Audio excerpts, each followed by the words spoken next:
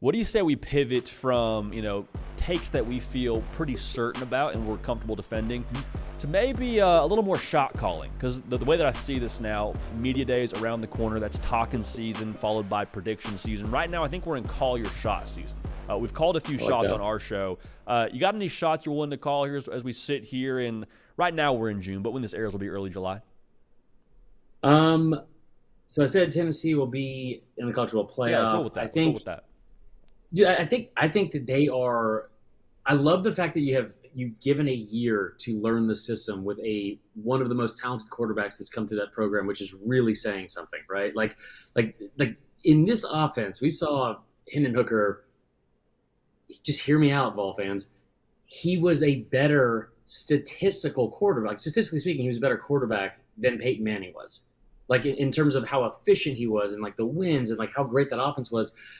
They had some great players and great supporting cast even with them a couple of years ago or 2 years ago. But the fact that you get Nico, a former 5-star who probably could have played at some point last year considering what Joe Milton's limitations were, he has what I think is the deepest and most talented receiving core that Tennessee's had in 25 years. I mean, like they are loaded, and they are always going to have one of the best offenses in the conference, if not the country.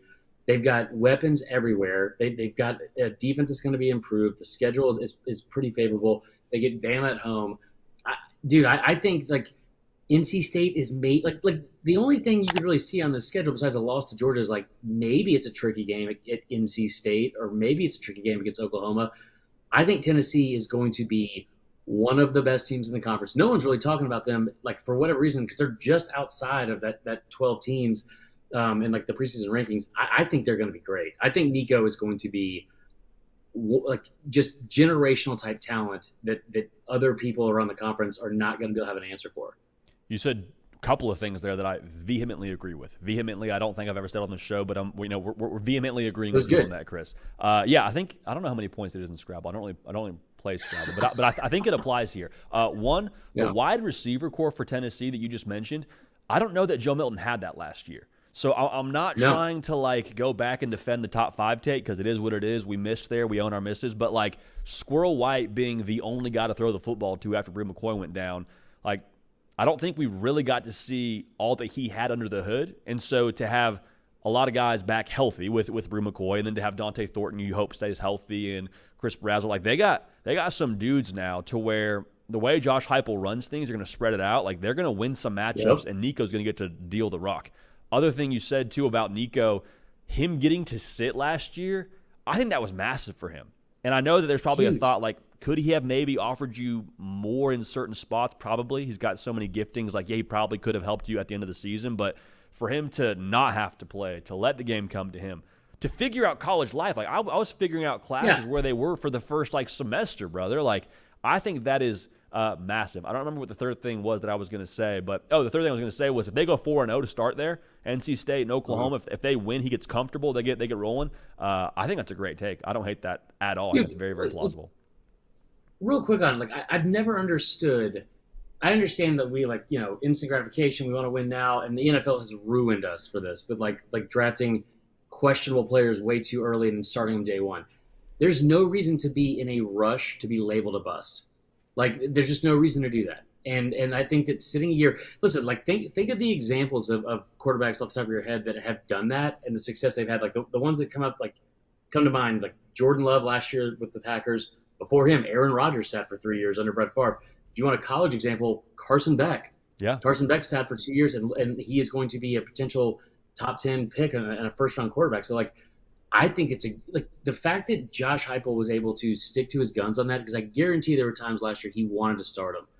But like this year with like what it takes to win a championship especially is you got to have like a core nucleus of dudes that aren't just talented, but like that fit the different pieces of the puzzle. And you look at that receiving core, man, leadership, Brew McCoy, like talent, everyone's got it.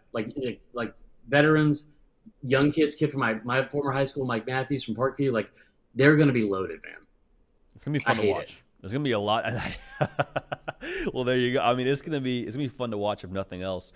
I'll trade one here for you. It doesn't have quite as much juice as a playoff prediction. Florida in Vegas is somewhere around 5 games when it comes to, the over-under preseason win total. I think they'll be around 6 or 7, which isn't saying a ton. I think they're going to catch somebody slipping in November. Like, I don't think they're going to win the SEC, but I think they're going to ruin somebody's shot at getting to Atlanta or the college football playoff. And their November is absolutely brutal. But, like, look at this right here. You got Georgia in a neutral site. Turn around and play at Texas. You got LSU, Ole Miss, at Florida State. I don't know who it's going to be, but I think they somehow, some way win one of those games in that stretch and catch somebody slipping. Graham Mertz, second year in the system. Defense should be light years better. Like, I'm buying some stock in the step forward, not maybe like the long-term trajectory at Florida just yet, but like the step forward in year 3 for Billy Napier, I think will be visible. So let me piggyback off that for a second. I wrote this down, but I wasn't going to say it out loud. But now you give me the confidence to. What if Florida's the best team in the state of Florida this year, wins and losses wise? Like, because they're playing Miami, they're playing UCF, they're playing FSU. They could theoretically be the best team in the state of Florida and still go 5-7. Like, if they go 5-7, I have been saying this since last year. I don't think it's indicative of Billy Napier not being a good enough coach. It's just a brutal schedule, and what he walked into has been, very, very difficult to replace with what Mullen left, and like the cupboard not being bare necessarily, but like it wasn't full, brother. I think you're right though about like them jumping up and getting somebody, because if there's one thing I know about like football, sports, social media, betting, whatever, when the public is overwhelmingly on one side, that's usually the side you don't want to be on. And we've been hearing since last year that Florida was going to go like 2-10. Mm-hmm. So I'm with you, man. I think that they're going to be like. I think that they're very quiet down there in Gainesville right now. They're going to be very confident when the season starts. I think what you said is interesting there. Like, they could go 5-7 and be, a top 40 team in America? Like, mm-hmm. Like you said, be the best team in the state of Florida. I think at 7-5, depending on how that looks, I would hope we're grading Billy Napier on a curve. Like, I've walked into many tests where I walk out of that and I'm like, I failed. I'm probably going to fail the class. And then you walk back in, get your final grade. It's like, hey, actually, that was a really freaking hard test. You're going to be getting a C. It's like, awesome. Survive in advance. Don't take the class again. Like, I think that's probably the way we need to approach this schedule with Billy Napier. What else you got, Chris? You got any other shots you want to call here? So I'll just give you from the SEC stuff, because that's primarily what we cover. Most improved team offensively, Auburn.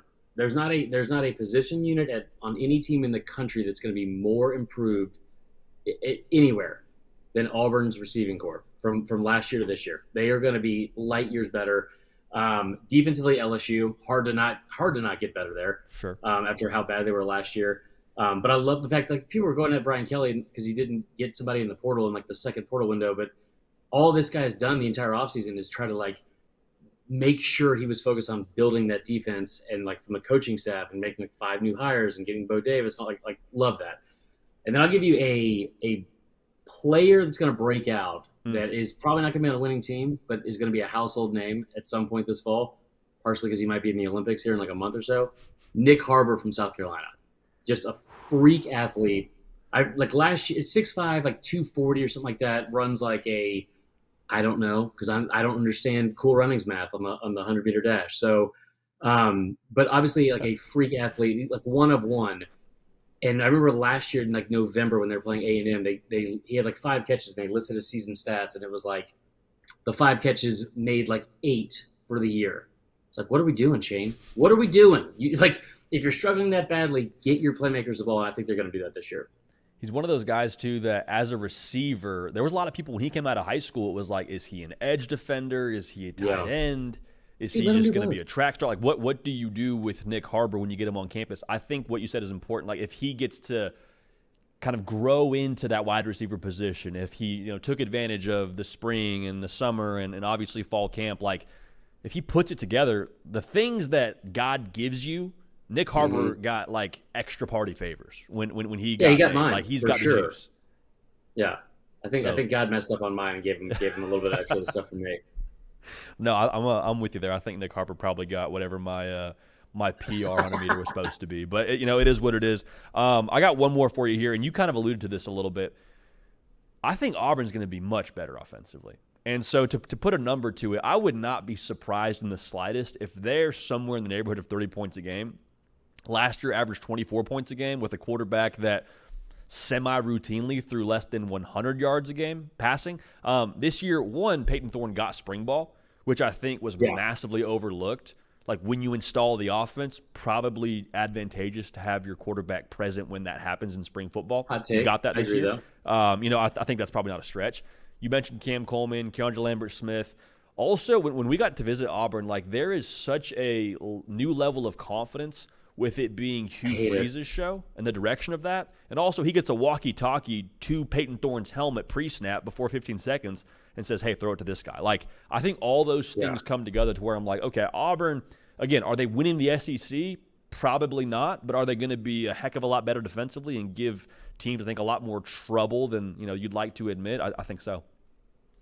I'll say this about Auburn, and I've been thinking about this today. I don't know why, because I think maybe it's just clinical depression. I'm not really sure. But I said this over a year ago, and people thought I was crazy. And we didn't know that Saban was retiring, but I kept saying with Hugh Freeze, it's clear that it was towards the end of Saban's tenure, and Auburn had a chance to do something huge, which was in one fell swoop, whenever that retirement was going to happen, to turn the for lack of puns, or for lack of better words, the tide in that state and take back the upper hand from Alabama. Because when Saban retired, you were going to have some level of disarray or it's not going to be the same level as it's been for the last 17 years.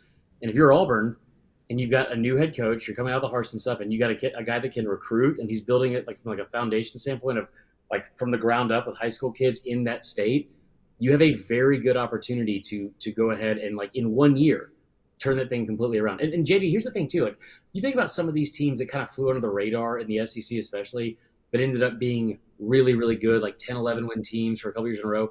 Think about South Carolina in the early 2010s. One of the staples of that program was in a very talent deficient state for recruiting. They got 5 big names, right? They got Clowney, they got Lattimore, they got Stephon Gilmore. Bama did it in the early 2000s with some of the in-state talent there, with Julio and then some of those 5-star defenders. Auburn's been doing that. It feels like they have, I don't want to say a firm grasp, but if there's one thing Hugh knows, it's recruiting, and he's been in the Southeast for a while. They have a really good opportunity to turn that entire thing back to where it might have been before Saban got there. I mean, going back to what we said a second ago about the Blue Bloods, I don't know how people perceive Auburn in that Blue Blood conversation, but I tell you what, people care about their football out there. They are willing to put some resources towards developing a roster and helping them recruit. So I'm with you. If they provide proof of concept on the field and Hugh Freeze gets some ammunition to say, hey, see where we're going here? 6 wins, up to 9 wins maybe if they really pop, 8 wins. I don't know where they land on signing day, but they're close to. Yeah, you mentioned him, Juju Lewis. All bets are off on Auburn. So I think we're in lockstep there. Hey, but isn't that when Auburn's at their best, by the way? Go ahead. Sorry, I cut you off. My bad. Isn't that when Auburn's at their best? Yeah. When all bets are off and it's like a snake in the grass and you don't see them coming at all. That's when they have their best seasons. No, 100%. We think their best games too. Even the Georgia game, and I know the Bama game is one that lives in infamy for the folks out there in Auburn, Alabama. But still, I think they're poised to maybe make some noise here in the near future. Hey y'all, thanks so much for watching. Subscribe to the channel here to make sure you don't miss an episode of The Hard Count. Also be sure to check out other videos on the On3 YouTube channel.